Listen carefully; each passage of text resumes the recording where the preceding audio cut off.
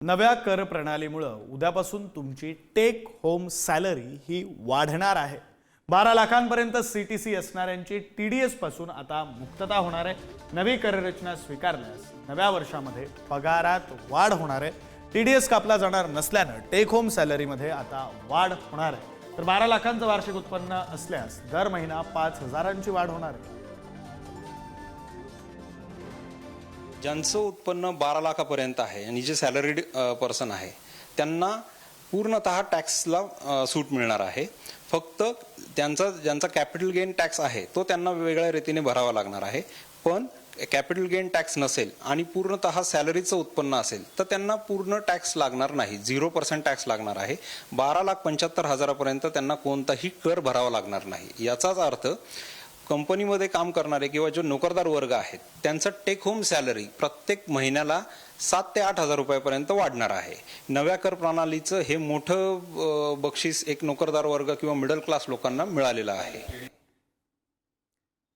तर उद्यापासून काही महत्त्वाचे बदल होणार आहेत जे तुमच्या माझ्या जीवनावर परिणाम करतील। ते बदल नेमके काय आहेत आपण ग्राफिक्सच्या माध्यमातून समजून घेऊया। 1 एप्रिल पासून कररचनेमध्ये बदल होणार आहे। नव्या कर प्रणालीनुसार 12 लाखांपर्यंतचं उत्पन्न हे करमुक्त असणार आहे।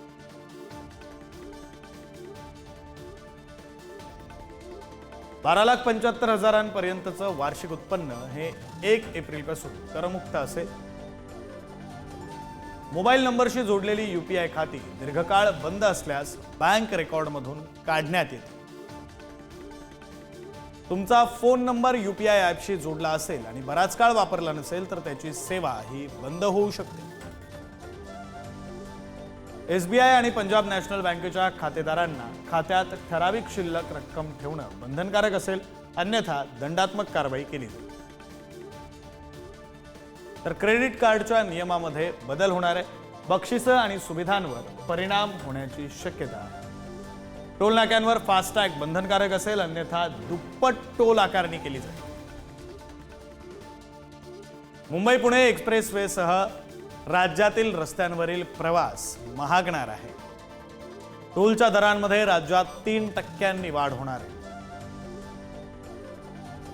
एलपीजी सिलेंडर, सीएनजी आणि पीएनजीच्या किमतीतही बदलांची शक्यता आहे।